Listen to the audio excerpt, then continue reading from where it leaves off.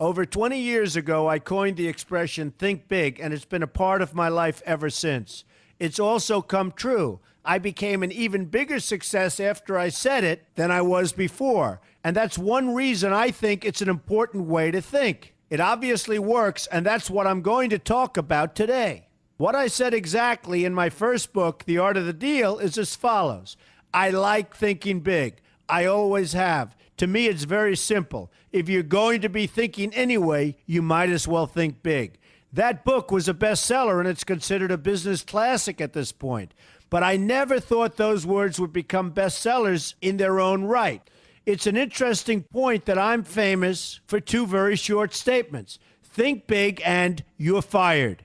But let's stick to the first one for today. And I'd suggest strongly that you pay attention so that you won't have to hear the second one. Thinking big starts with the details and grows from there. Because I'm a builder, I'm very aware of the importance of having a good foundation. You can't take chances in construction. You can't be haphazard and say, well, maybe this will work, maybe it won't, so let's try it and find out. Because a lot of people will be at risk. I have to know if something will work or not. Every inch has to be accounted for. In other words, thinking big starts with being thorough. So number one, be thorough. Don't count on happenstance to get you anywhere because it won't. Number two, get a momentum going and keep your momentum going. You have to have big ideas, but you've got to have the energy to get them done, which can sometimes take a long time. If you don't have momentum, you will not have what it takes to get the job done. Patience alone isn't enough.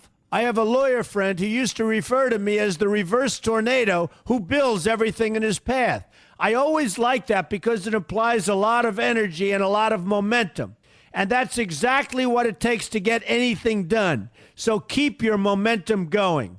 Number three, stay focused. You have to stay focused. The minute you lose focus, you will also be losing your momentum. They go together, and you will accomplish a lot more, even amazing things, if you make sure you keep these two things working together for you. I've seen very talented people literally go down the drain because they couldn't seem to keep their focus long enough to get anything done.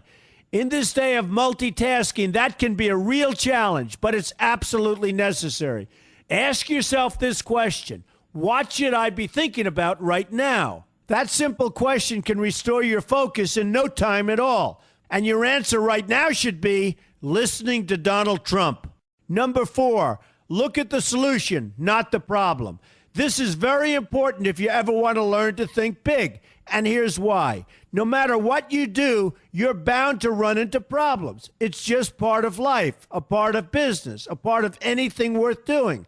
If you let the problems get in your way, they'll become bigger than your idea was to begin with, and you will be a wipeout. No matter how bad things look, keep your focus on the solution, and you will be surprised how things can work out, and work out properly. One way I do this is to ask myself when confronting a possible problem, is this a blip or is this a catastrophe? A catastrophe is something like an earthquake, a tsunami, a war, and so forth, and a blip is everything else. Right away, you'll have the right perspective, and your equilibrium will be restored. So keep your focus on the solution. Number five, see opportunity for what it is, an opportunity. For example, why are you listening to me today? Curiosity? You like me? You don't like me? You want to learn? You have nothing else to do? You want to hear me tell you you're fired? I hope not, but whatever your reasons might be, they've brought you to a good place to get involved and to learn, and that's an opportunity right there. People think that because I'm rich and famous that I know everything. I know a lot, but one thing I know is that I don't know everything. So I ask myself this question every day. What can I learn today that I didn't know before? And you know what? I learn something new every single day. That's a big reason for my success, and the same thing can apply to you.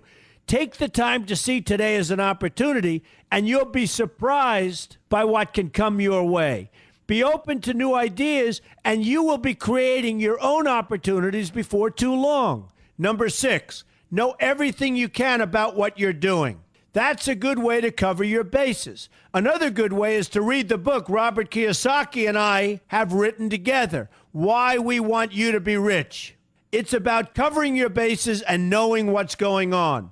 I remember when some guys came in to meet with me about a great idea they had for an atrium for a building on Wall Street. It was a beautiful idea except for one thing. None of them had thought about how the building would be supported around this fabulous atrium.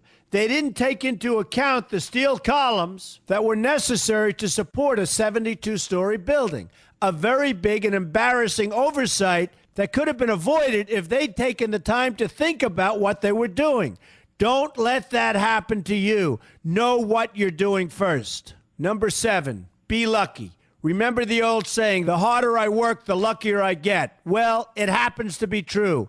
It works for me, and I've encountered some pretty big successes. But this goes along with something that's absolutely necessary for great success.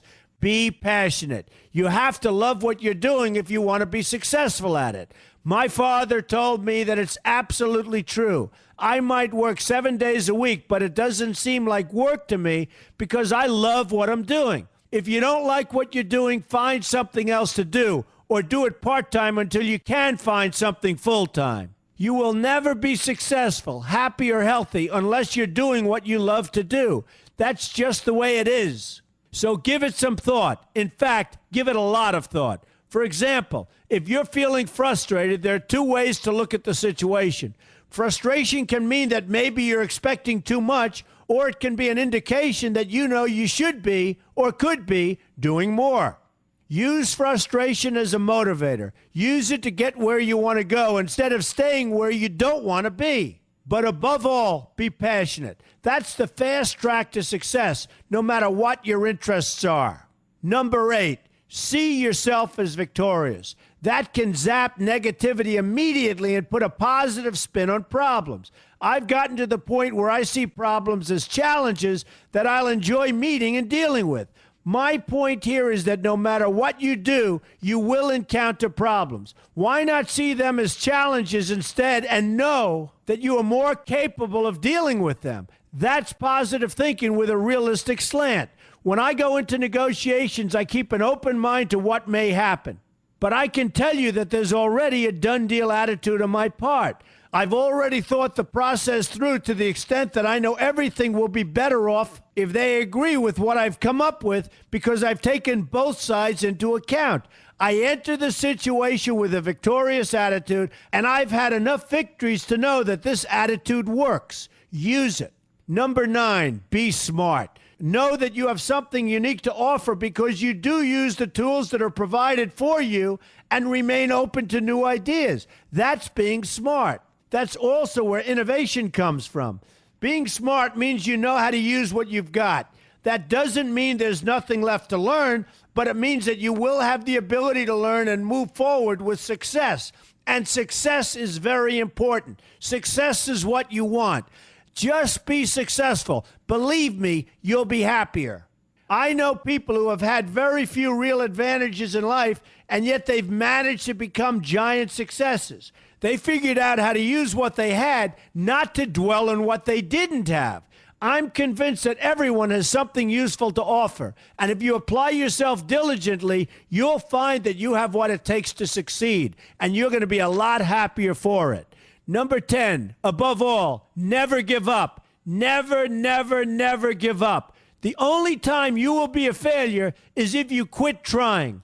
Only losers quit. The biggest losers in the world are quitters. Winners keep on going. So whatever you do, never give up. My father always used to harp, never give up, son, never give up. Don't ever quit. I never want to see you give up or quit. Well, my father was a smart guy, and I listened to him. And remember, think big. A good way to start is to read our new book, Why We Want You to Be Rich. 2 men, 1 message. There's a lot of great advice in there for you, and I expect you to pay attention. You're going to do fantastically well. You're going to be a winner, and I'm going to see you in the winner's circle.